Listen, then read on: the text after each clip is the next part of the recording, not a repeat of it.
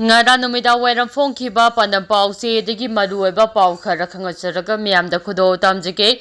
Manipur issue da Congress ki wafam Finance Minister Nirmala Sitharaman kana yakhidrei Manipur gi irangba Prime Minister Narendra Modi na lumna laude amade sahi ani pharaklaba irang asida nongmata mahakna Manipur da chatte haina opposition Congress na maral sirakhiba wafam Union Finance Minister Nirmala Sitharaman kana yakhidabaga loinana Manipur ki matangda Prime Minister na kumna yingsimbaga loinana yaifa tharang kaya lakhatle Contingency Fund oina Manipur ki damak lupa crore changa kaithoktuna thamle haina phongdokhrei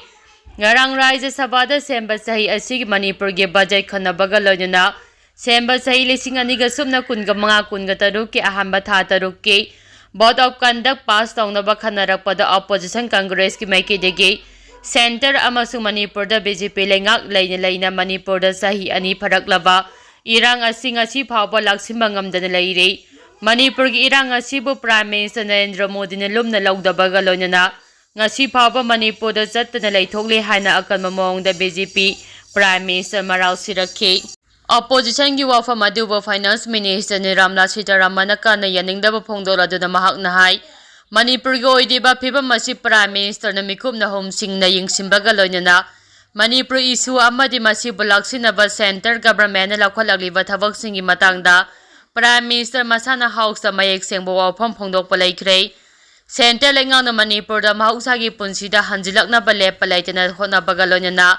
Contingency Fund oina Manipur ki damak lupa crore changa kaithoktuna thamle haina su phongdokhi mahakna hai Manipur ki irang asina maram oidina lanjenari ba miyoi singi yum lising taret PM Awas Yojana ge makhada yum sana ba ayaba pekhre Double engine lengak leina Manipur da sahi ani pharaklaba irang Prime Minister na loisinaba honadi amade hakthengna awaba tariba state asida yingsimba jate haiba opposition gi wafam counter tarodina Finance Minister Nirmala Sitharaman kumda lising amaga sama pamogdra ge anganba saruktagi sahi pareng asida Manipur da kanglupi irang kuki amasung naga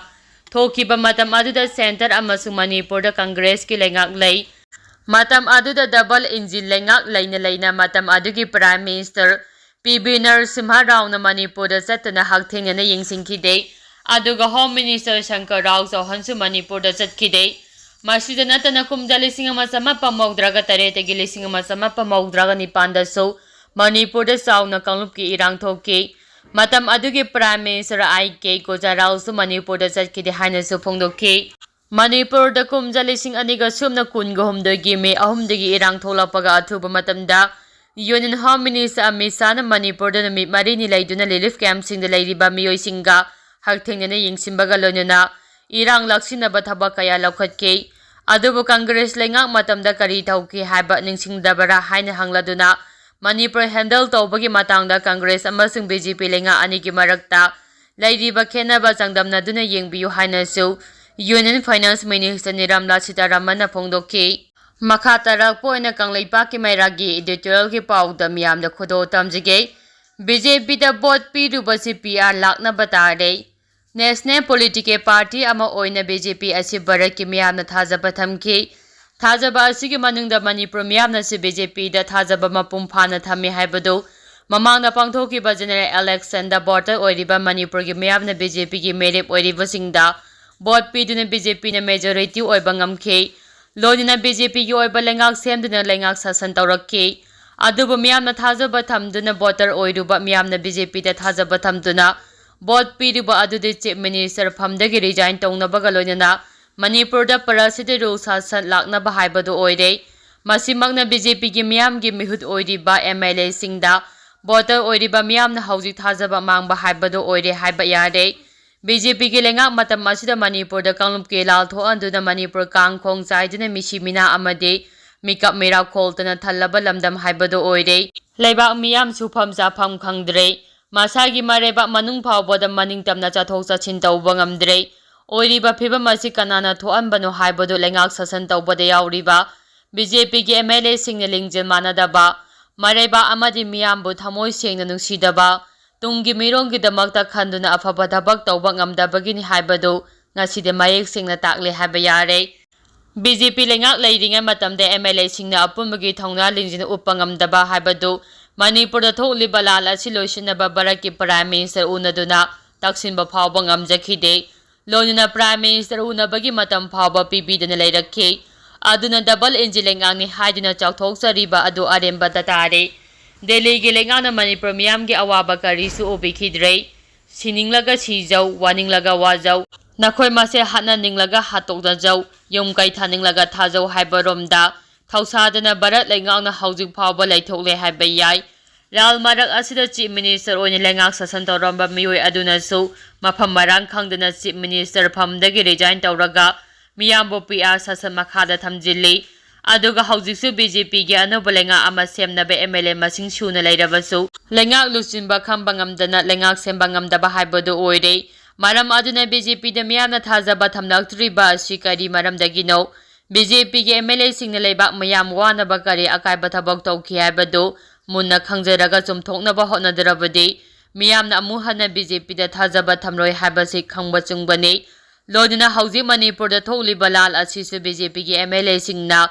Luchingduna Laufam Thokpa Thaudang Adu Lauduna La Loisinduna Tangdu Leitaba Manipura Ama Oiraknaba Laufam Thokpa Thaudang Laubangam Batai Makhata Rapa Pauda Prime Minister Narendra Modi Manipur da Laklaba Yai Manipur da Thokliba Conflict Thakunga Humdoi Phajilakadoraba Tungda Leba asigi Prime Minister Narendra Modi Manipur da Laklaba yai haide thajaba yaba awamba thaki paugi source amana hai Luang Popa Cricket Stadium da Manipur State PWD na vehicle parking gallery approved road amasing security arrangement semgat saganaba asoba sempham kaya sanction tawkhre haide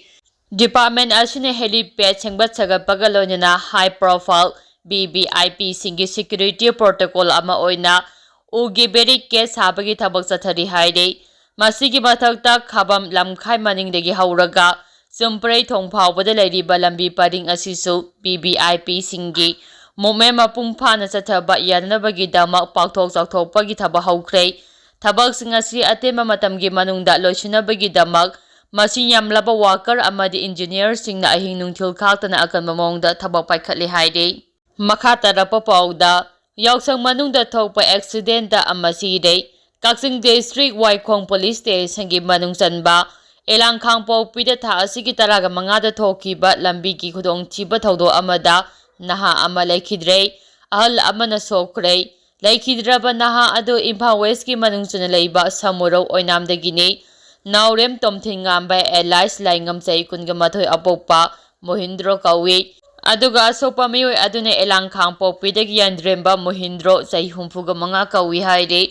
Thodok thofamdagi phangba pauna hairibadi Laikhidraba tomthingamba Yamaha R15 tongduna lakhibane Soglaba Mohindro Pulsar 180 tongduna lakhibane Hariba bai ani asi Indo Myanmar Sugunuda rota lakpada Thingjinabadagi lebak thiba thodok adu thokibane Tomthinganbadi sokpadagi Kaksingi Jiban Hospital laikanabagi damak Purakpada hospital Europa matamda sina purakle haina doctor na phongdarakke aduga asopa Mahindro na Imphal gi hospital amada makhata na laying chathari haina pawa sina makhatare